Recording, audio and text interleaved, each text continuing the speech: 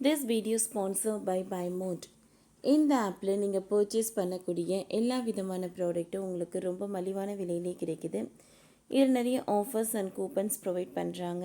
So இதோட link உங்களுக்கு டிஸ்கிரிப்ஷனில் கொடுக்குறேன், யூஸ் பண்ணி பாருங்கள். உலகின் மிகப்பெரிய ரிங் ரோடுகளில் ஒன்று சென்னையில் வரப்போகும் சாலை. தமிழக அரசு முக்கிய உத்தரவு. சென்னை ரிங் ரோடு கட்டுமானத்தில் சிங்கப்பெருமாள் கோவில் முதல் மாமல்லபுரம் வரையிலான 5வது பிரிவுக்கு நிலம் கையகம் படுத்தும் பணி நடைபெற்று வருகிறது என்று தமிழ்நாடு அரசு தெரிவித்துள்ளது. ஜப்பானின் அரசு நிறுவனமான ஜைகாவிடமிருந்து 2784 கோடி வெளிநாட்டு நிதி பெறப்பட்டுள்ளது.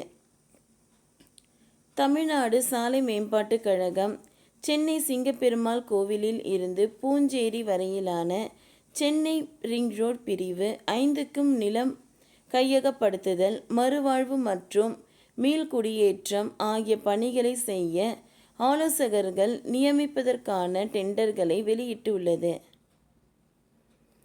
இந்த விரைவு சாலை கட்டுமானத்திற்கு 2025ஆம் ஆண்டு காலக்கெடு நிர்ணயம் செய்யப்பட்டுள்ளது. NHAIயின் கட்டுப்பாட்டின் கீழ் கட்டுமானத்தில் உள்ள பெங்களூரு சென்னை விரைவு சாலை மற்றும் சித்தூர் தச்சூர் விரைவு சாலை திட்டங்களுடன் இது இணைக்கப்படும். இதன் விரைவான திட்ட அறிக்கை ஏற்கனவே தயாரிக்கப்பட்டுவிட்டது. மொத்த மதிப்பீட்டிற்கான செலவு 12,301 கோடி. திட்டத்தின் நீளம் 132.87 கிலோமீட்டர். பாதைகள் 10 வழிப்பாதை. வடிவமைப்பு வேகம் மணிக்கு 120 கிலோமீட்டர். நிலை எண்ணூர் டு தச்சூர் பிரிவு கட்டுமானத்தில் உள்ளது. கடைசி தேதி 2025. உரிமையாளர் தமிழ்நாடு சாலை மேம்பாட்டு நிறுவனம். திட்ட மாதிரி பொறியியல் கொள்முதல் மற்றும் கட்டுமானம். நிதி ஆதாரங்கள். பிரிவு 1 ஜப்பான் சர்வதேச கூட்டுறவு நிறுவனம்.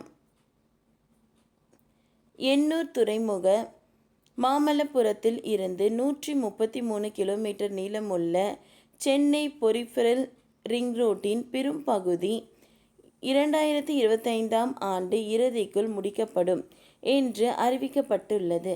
இதற்காக முக்கியமான சில இடங்கள் நிலம் கையகப்படுத்தும் பணிகள் நடந்து வந்த நிலையில் இந்த பணிகள் இறுதி கட்டத்தை எட்டியுள்ளன.